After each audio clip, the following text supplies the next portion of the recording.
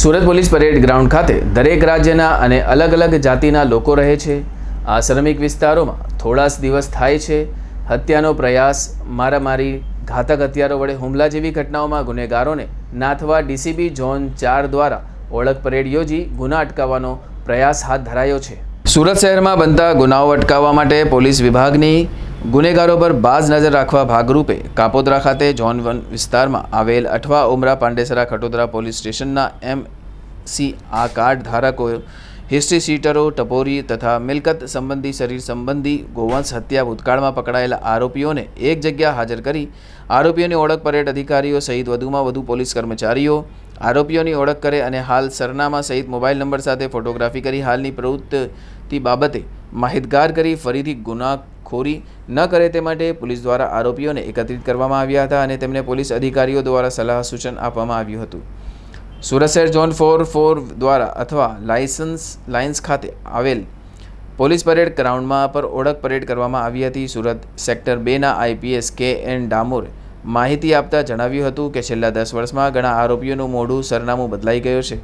અન્ય જિલ્લામાંથી આવેલા પોલીસ જવાનોને આરોપીઓને ઓળખવામાં મુશ્કેલી ન આવે તે હેતુથી આ કાર્યક્રમ યોજાયો હતો અને રીડા ગુનેગારો પર પોલીસની બાજ નજર છે તેમ જણાવવામાં આવ્યું હતું। સાથે સાથે ગુનાખોરી છોડી દેવા પણ પોલીસ દ્વારા અપીલ કરવામાં આવી હતી।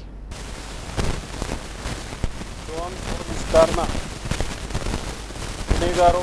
શરીર સંબંધી ચોરી, લૂંટફાટ, ધરપકડ, ચોરોને, ગુનેગારોને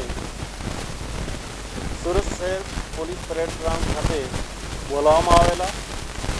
તમામ ગુનેગારોને બીજી વાર ગુનાઓ ન કરે તે માટે એમને સમજાવવામાં આવ્યા અને જો બીજી વાર જો ગુના કરશે તો કાયદેસર સખત કાર્યવાહી કરવામાં આવશે અને તમામ ગુનેગારોનો સર્વેલન્સ કોડ પોલીસ અધિકારીઓ એમને ઓળખી શકે, કયા ગુનામાં એ લોકો સંડોવાયેલ છે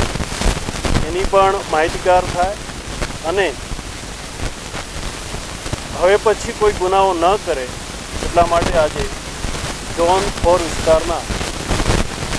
ડીસીપી વિજય ગુજ્જર, એસીપી અને તમામ PIઓ અને સર્વેલન્સ કોડ PSI તમામની જોડે તમામ ગુનેગારોને કયો પૂર્વ ઇતિહાસ છે એના ફોર્મ ભરાયા અને ભવિષ્યમાં બીજા કોઈ શરીર સંબંધી કે ચોરી કે લૂંટફાટ ના કરે એ માટે સમજણ આપો।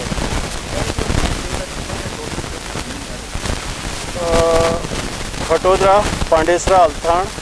ઉમરા, વેસુ, અઠવા અને ઉમરા પોલીસ સ્ટેશન અને લગભગ 260 ગુનેગારો બોલાવવામાં આવ્યા છે અને તમામને માર્ગદર્શન આપેલ।